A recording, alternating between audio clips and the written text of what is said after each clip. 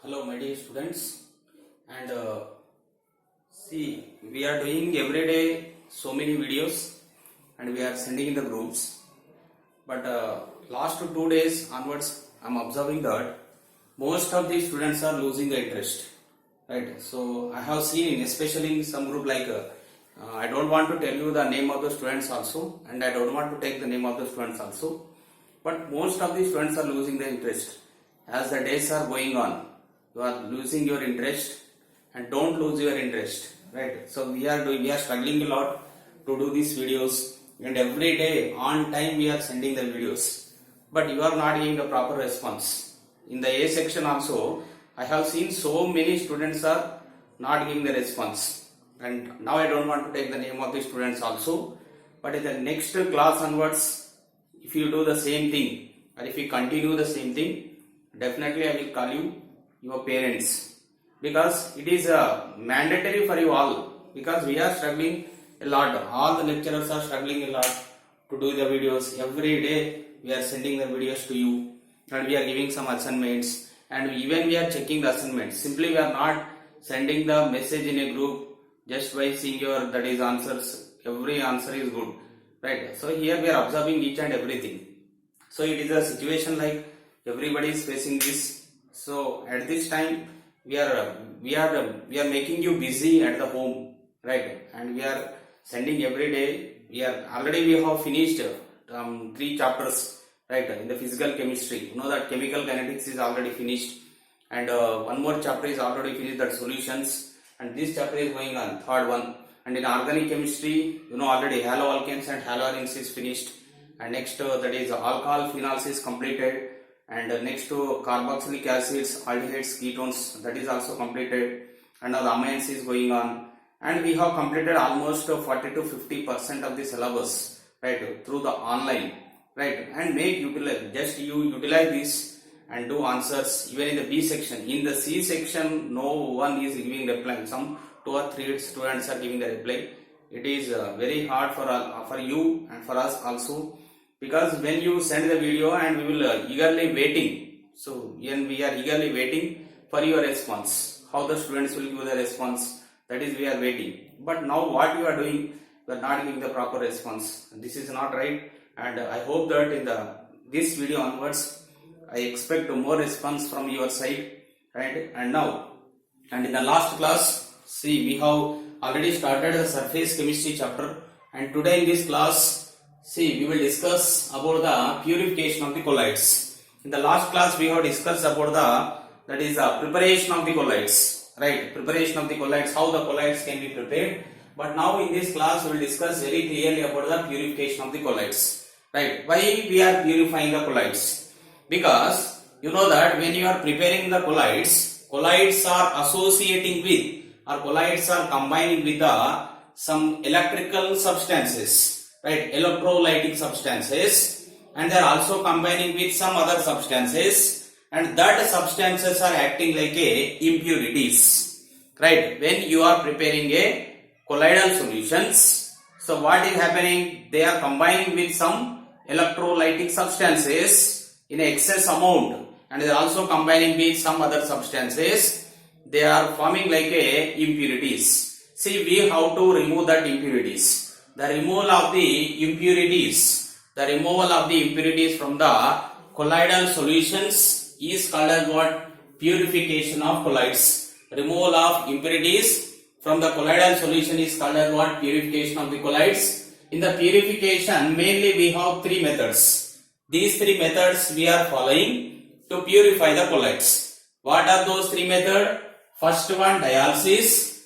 Second one, electrodialysis. Second one is, it is a electrodialysis.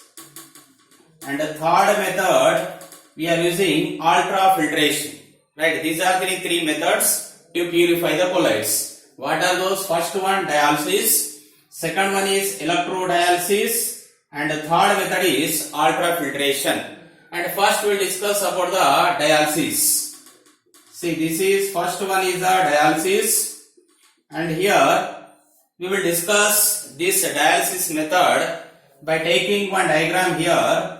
See this, you see that this is one vessel we are taking, In this vessel, see, I am taking, this is, we are keeping one membrane, right? This membrane is called as this is commonly called as semi-permeable membrane. This membrane is called as what? Semi-permeable membrane, and denoted with SPM. Right. So this vessel is completely outside. It is filled with the water. We are filling here. Right. Inside we are taking colloidal solutions. See, we are taking colloidal solution, and along with crystallites are also there here. Right. Crystallites are also there. See, this dark one is crystallite particles, and this one is colloidal particles.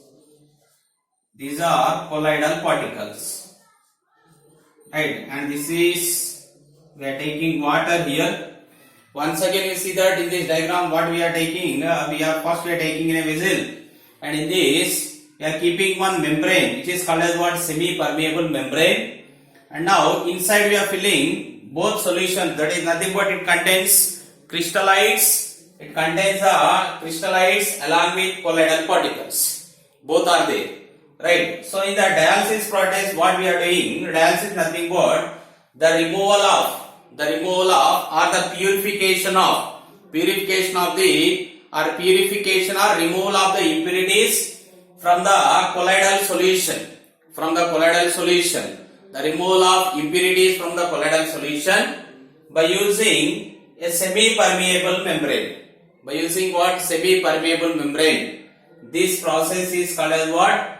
Dialysis. It is very simple, the process, because the semi-permeable membrane can allow only crystallite particle. Because semi-permeable membrane, the name itself indicates, it allows only some particle, right? Not all the particle. Depends on the size. Crystallites are having very small size compared to the colloidal particle. Therefore, only crystallites can be removed outside, and the colloidal particle will be sustained in the semi-permeable membrane. Crystallites will be removed and the colloidal particles will be remain inside. Therefore, all the crystalline particles will be removed, only colloidal particles will be remain. Therefore, the removal of the impurities, from the colloidal solution by using semi-permeable membrane is called as what?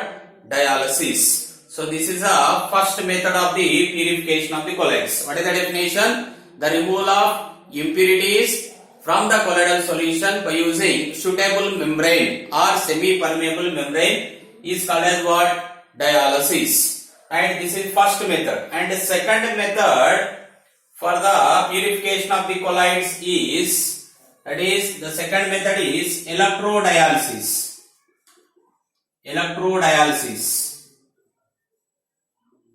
See, why we are using this electrodialysis? Instead of dialysis, sometimes you can use electrodialysis also. What is the drawback of this dialysis process is, dialysis takes place very slowly because we are not applying any electric current. It is taking place very slowly. Therefore, to fast the process or to improve the speed of the process, we are applying electric current also. Therefore, if the removal of the impurities from the colloidal solution can be done, the removal of the impurities from the colloidal solution can be done by applying electric current. By applying what? Electric current. That process is called as what? Electrodialysis. And both processes are same only. Method is same. How we are performing dialysis? The same way we are doing here electrodialysis. Only the difference is, it is taking place very slowly. Here we are applying, or to speed the process, we are applying electric current. Therefore, this process is called as what? Electrodialysis. Means the process of removal of impurities from the colloidal solution by applying electric current is called as what? Electrodialysis. Just we are applying here electric current or current we are applying here. The process of removal of, that is, impurities from the colloidal solution by applying electric current is called as what? Electrodialysis. And next one, third process is ultrafiltration. Third process is what? Ultrafiltration. What is this ultrafiltration? And both process we are using dialysis and electrodialysis. But if the purification is not taking place in a proper way, we are applying. In the third process, we are using some specially prepared filters. The purification of the or the removal of impurities from the colloidal solutions. From the colloidal solution by specially prepared filters. The specially prepared filters are called as a ultra filters. What is the importance of these ultra filters is ultra filters can remove even the small size particles also or the small size impurities also removed by using these ultra filters. That is the removal of the impurities from the colloidal solution by using specially prepared filters. That filters are called as what? Ultra filters. Right. So this process is called as what? Ultra filtration. So these are the three methods we are using for the purification of the colloids. First one is the dialysis, second method is electrodialysis, and third method is ultrafiltration. It is advanced method, and even you can remove very small nanometer size impurities can also be removed by ultrafiltration, because we are using here specially prepared ultrafilters that can remove very small size impurities also. Therefore, this process is called as what? Ultrafiltration. So these are the three methods which we are using to remove the impurities from the colloidal solution.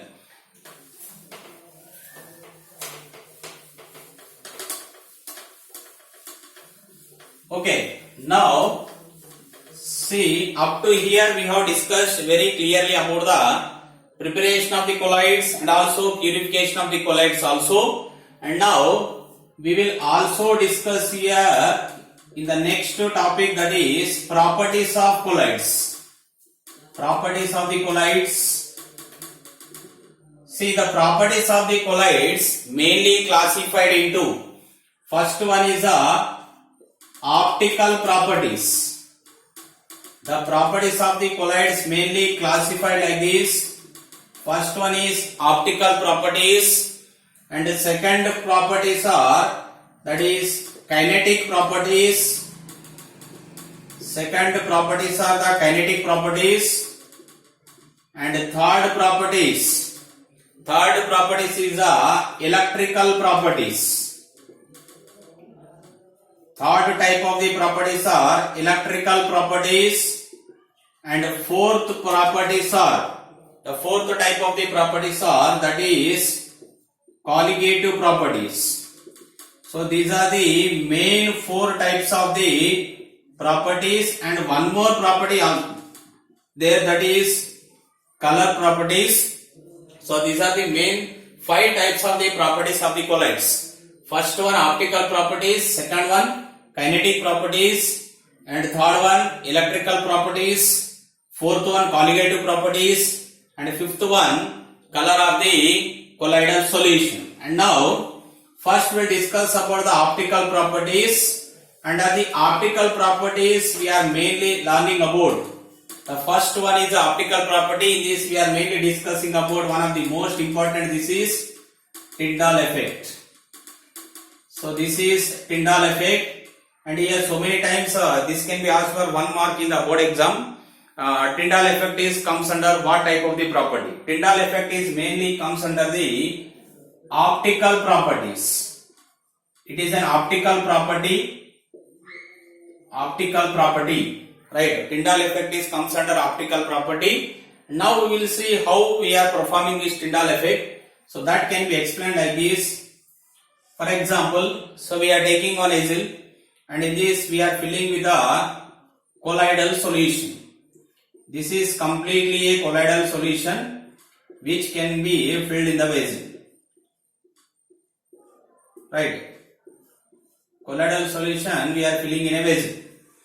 So next what we are doing is we are passing a beam of the light, right? Beam of the light we are passing, otherwise we can show only one particle, one colloidal particle only here, right? So we are filling colloidal solution in this, right? To make it convenient, what I am doing is, this is just a light ray, this is a beam of light, which is passing into the colloidal solution, right? This is colloidal solution. In a colloidal solution, on the colloidal solution or on a colloidal particle, we are passing a beam of the light, right? A beam of the light is passed on the colloidal solution. When the light falls on this, that is a colloidal particle, the light get immediately scattered like this. The direction of the light will be changes, means light gets scattered here. That is the scattering of the light taking place. Scattering of the light is taking place. When the beam of the light falls on or hitting on a colloidal particle, the light gets scattered or the direction of the light will changes. This is called as what? Tyndall effect. Means the scattering of the light particle or the scattering of the light by the colloidal particle. The scattering of the light by the colloidal particle is called as what? Tyndall effect. So it is very simple definition. Tyndall effect, it is an optical property because we are using the light when a beam of the light is falling on the colloidal particle. This is colloidal particle. When the light is falling on the colloidal particle, the direction of the light changes, means the light gets scattered. The scattering of the light by a colloidal particle is called as what? Tyndall effect. And here we have to remember, right? So there are mainly two conditions for this Tyndall effect, and this scattering is possible when the colloidal solution will follow two conditions, right? What are the two conditions? Is the diameter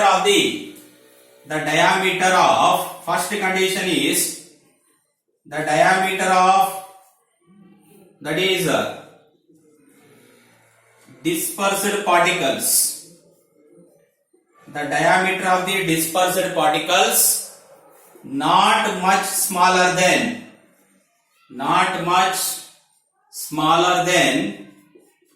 the diameter of the dispersed particles not much smaller than wavelength of light used. So this is first condition. What is the first condition? Which particle which is undergoing here dispersion? Nothing but scattering. The colloidal particle which is undergoing scattering, that particle diameter is not much the smaller than the wavelength of light used, right? So this is the first condition. The diameter of the dispersed particle is not much the smaller than wavelength of the light used. So this is the first condition. And second one, the refractive index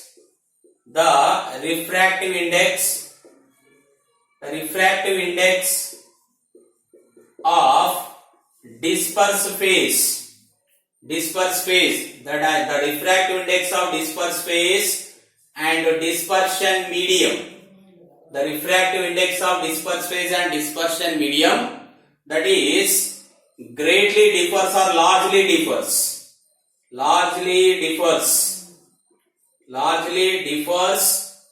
in magnitude, the magnitude.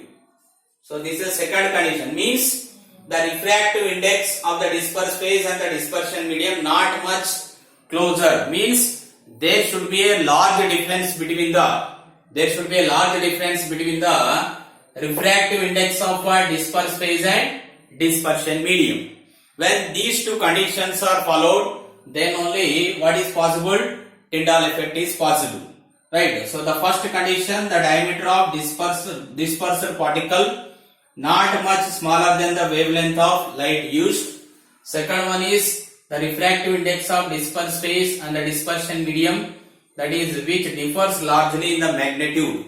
When these conditions will be followed, then only the Tyndall effect is observed, right? So what is Tyndall effect? It comes under optical property, the scattering of the light. Light gets scattered when it hits the colloidal particle. The scattering of the light by the colloidal particle is called as what? Tyndall effect. For these two conditions are there.